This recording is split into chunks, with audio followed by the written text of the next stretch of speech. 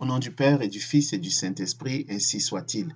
Shalom, bien-aimés frères et sœurs dans le Seigneur. Nous sommes aujourd'hui le mercredi 23 septembre 2020 et nous méditons l'Évangile selon Saint Luc, chapitre 9, versets 1 à 6. Je suis l'une des voix qui crie dans le désert. Préparez le chemin du Seigneur. Aplanissez ses sentiers.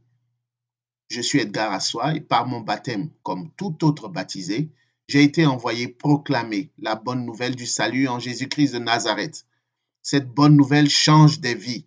Cette bonne nouvelle transforme des cœurs. Cette bonne nouvelle nous ouvre l'accès à la vie éternelle, au salut. Cette bonne nouvelle doit être répandue, annoncée dans tous les coins et recoins de notre terre. Que la paix et la grâce de notre Seigneur soient votre partage en ce jour. Notre Dieu est grand, notre Dieu est puissant. Comme cette illustration nous le montre, la Bible dit clairement que la terre est son marchepied. La terre est le marchepied de notre Dieu. Cela dénote de sa puissance, de sa toute-puissance. Il est omniscient, omnipotent, omniprésent. Il est puissant, notre Dieu. Et cette puissance, il la met à ta disposition parce que Jésus-Christ réunit les 12, il leur donne puissance et autorité sur tous les démons et il leur donne de guérir les malades. Jésus met cette puissance, cette autorité, il t'équipe de sa puissance, de son autorité pour aller faire son œuvre.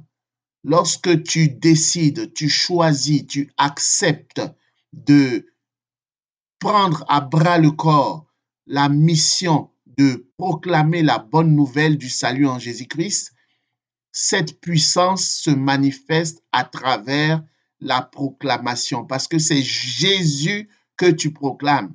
Il ne s'agit pas de proclamer ta propre personne, il s'agit de proclamer Jésus-Christ de Nazareth.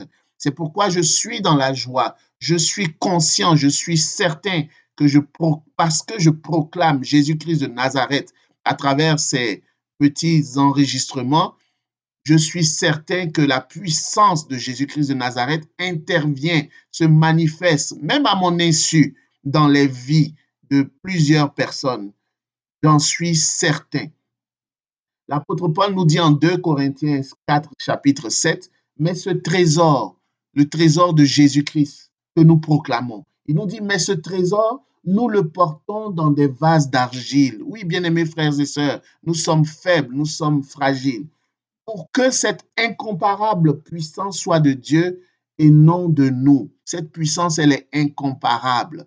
Même si tu es fragile, même si tu es pécheur, cette puissance, Dieu veut te la faire porter. Dieu veut que tu deviennes un véhicule de cette puissance pour le salut des âmes, pour la guérison de ceux qui sont malades, pour que les démons soient chassés, soient vaincus à nouveau. Que la paix et la grâce de notre Seigneur soient ton partage en ce jour. Accepte d'annoncer, de proclamer la parole de Dieu et la puissance de Jésus se manifestera non seulement dans ta vie, mais dans la vie de tes proches. Au nom du Père et du Fils et du Saint-Esprit, ainsi soit-il.